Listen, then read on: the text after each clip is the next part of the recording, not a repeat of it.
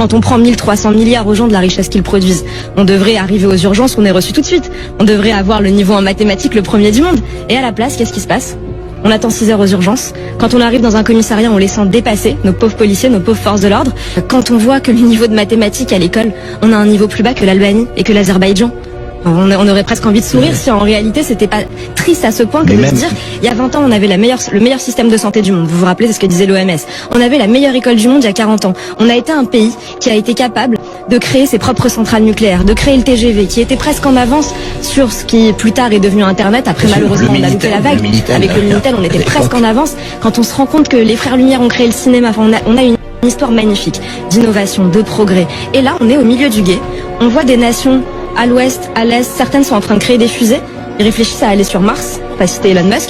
D'autres, pour pas citer la Chine, sont en train de créer des porte-avions. Et nous, on se demande juste comment faire pour essayer de ne pas crouler sous notre dette, pour ne pas avoir nos taux d'intérêt qui dépassent ceux de la Grèce. Donc on se dit, mais est-ce que c'est normal que la France en soit là?